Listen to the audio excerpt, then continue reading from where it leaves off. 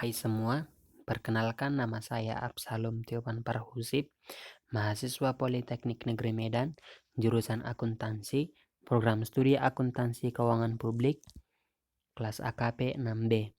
Pada kesempatan kali ini, saya akan mempresentasikan tentang audit siklus persediaan dan pergudangan di bawah bimbingan dosen saya, Ibu Dr. Deliana SE AK MSI CA. Fokus presentasi saya pada kesempatan kali ini adalah 5 bagian audit siklus persediaan dan pergudangan. Persediaan memiliki banyak bentuk yang berbeda, tergantung pada sifat bisnisnya. Untuk bisnis retail atau grosir, akun terbesar dalam laporan keuangan seringkali berupa persediaan barang dagang yang tersedia untuk dijual. Untuk mempelajari siklus persediaan dan pergudangan, kita akan menggunakan contoh perusahaan manufaktur yang persediaannya mungkin meliputi bahan baku, suku cadang, dan perlengkapan yang dibeli untuk digunakan dalam produksi, barang dalam proses, manufaktur, dan barang jadi yang tersedia untuk dijual. Akan tetapi, sebagian besar prinsip yang dibahas juga dapat diterapkan dalam jenis bisnis lainnya.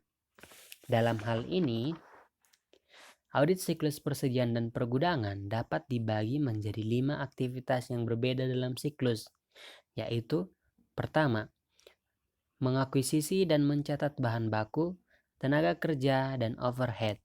Yang kedua, mentransfer secara internal aset dan biaya. Yang ketiga, mengirimkan barang dan mencatat pendapatan serta biaya. Yang keempat, mengamati persediaan secara fisik. Dan yang terakhir, menetapkan harga dan mengkompilasi persediaan. Kita masuk ke aktivitas yang pertama, yaitu mengakuisisi dan mencatat bahan baku, tenaga kerja, dan overhead. Bagian audit ini meliputi 3 fungsi. Yang pertama, seperti terlihat pada PowerPoint, memproses pesanan pembelian. Yang kedua, penerimaan bahan baku. Dan yang ketiga, penyimpanan bahan baku. Nah, dalam hal ini, auditor akan memahami pengendalian internal terhadap ketiga fungsi tersebut. Kemudian, melaksanakan pengujian pengendalian serta pengujian substantif atas transaksi baik dalam siklus akuisisi dan pembayaran maupun siklus penggajian dan personalia. Aktivitas yang kedua adalah mentransfer aset dan biaya. Transfer internal persediaan meliputi fungsi keempat dan kelima seperti terlihat pada PowerPoint, yaitu memproses barang dan menyimpan barang jadi. Memproses barang dan menyimpan barang jadi, dalam hal ini, klien harus memperhitungkan aktivitas tersebut dalam catatan akuntansi biaya yang independen dengan siklus lainnya dan diuji sebagai bagian dari audit siklus persediaan dan pergudangan. Aktivitas yang ketiga dalam siklus persediaan dan pergudangan adalah mengirimkan barang dan mencatat pendapatan serta biaya. Karena fungsi tersebut merupakan bagian dari siklus penjualan dan penagihan, auditor haruslah memahami dan menguji pengendalian internal terhadap pencatatan pengiriman sebagai bagian dari audit siklus tersebut, termasuk juga prosedur untuk memverifikasi keakuratan pengkreditan kepersediaan yang dicatat dalam file induk perpetual. Dan masuk ke aktivitas yang keempat adalah mengamati persediaan secara fisik. Dalam hal ini, auditor harus mengamati klien yang melakukan perhitungan fisik persediaan.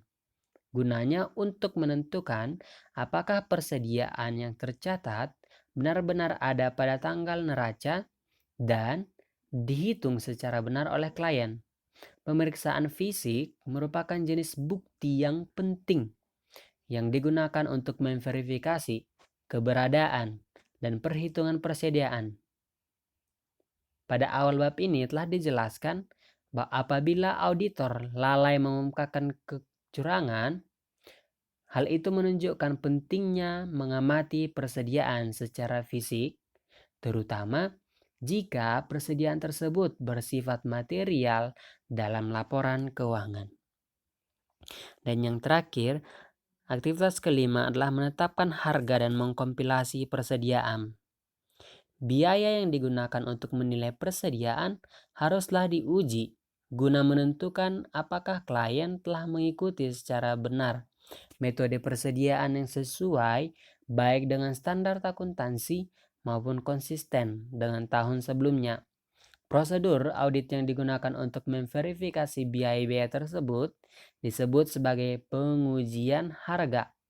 Selain itu, auditor juga harus melaksanakan pengujian kompilasi persediaan atau inventory compilation test yang merupakan pengujian untuk memverifikasi apakah perhitungan fisik telah diiktisarkan secara benar, kuantitas dan harga persediaan telah dikalikan dengan benar, dan persediaan yang dikalikan di footing secara benar pada saldo persediaan buku besar yang umum dan sama.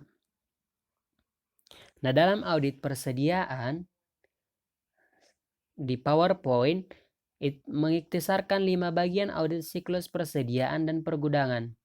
Karena keterkaitan antara siklus persediaan dan pergudangan dengan siklus yang lainnya, beberapa bagian audit persediaan akan lebih efisien dapat diuji dengan pengujian audit antar siklus lainnya.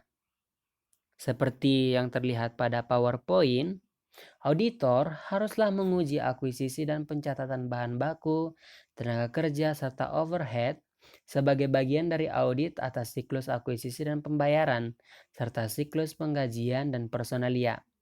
Selain itu, mereka juga menguji pengiriman barang dan pencatatan pendapatan serta biaya yang terkait dalam audit siklus penjualan dan penagihan. Karena telah dibahas tentang pemahaman pengendalian internal dan pengujian pengendalian serta pengujian substantif atas transaksi untuk siklus lainnya, hal itu harus diulang pada audit siklus persediaan dan pergudangan. Pengamatan fisik persediaan serta penetapan harga dan kompilasi persediaan diaudit dengan menggunakan prosedur analitis dan pengujian atas rincian saldo.